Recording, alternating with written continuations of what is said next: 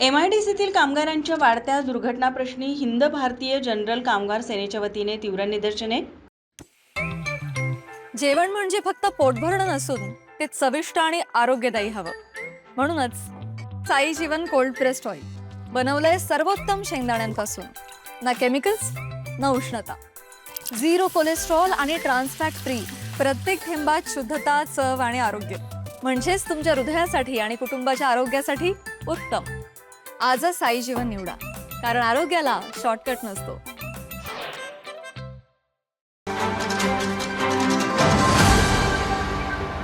कोल्हापूर जिल्ह्यातील कागल एमआयडीसी व शिरोली एमआयडीसी मध्ये गेल्या 2 महिन्यांपासून 4 ते 5 कामगारांचा मृत्यू झाला असून येथील कामगारांच्या सुरक्षिततेचा प्रश्न निर्माण झाला आहे।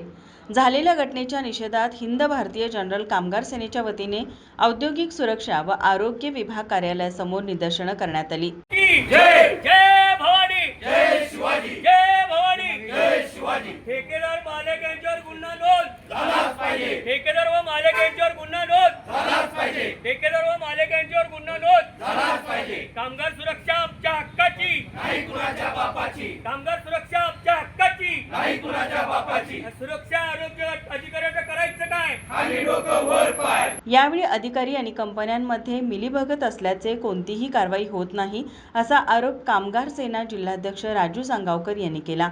याबाबतचे निवेदन कोल्हापूर जिल्हा कामगार सेनेच्या वतीने डॉक्टर अभिजित अवसरे, सहसंचालक औद्योगिक सुरक्षा व आरोग्य विभाग यांना देण्यात आले।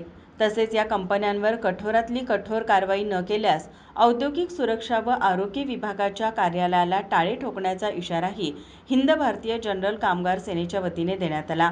यावेळी शिवसेनेचे जिल्हाप्रमुख रविकिरण इंगवले, नामदेव गिरी, सुनील शिंत्रे, सहसंपर्क प्रमुख हाजी सय्यद, करवीर तालुका प्रमुख राजू यादव, उपजिल्हाध्यक्ष मोनाप्पा चौगले, रिक्षा सेना जिल्हाप्रमुख राजू जाधव, दीपक गौड, संदीप पाटील आदी उपस्थित होते। माझा महाराष्ट्र न्यूज कोल्हापूर। ताज्या घडामोडी पाहण्यासाठी माझा महाराष्ट्र न्यूजला आजच सबस्क्राईब करा।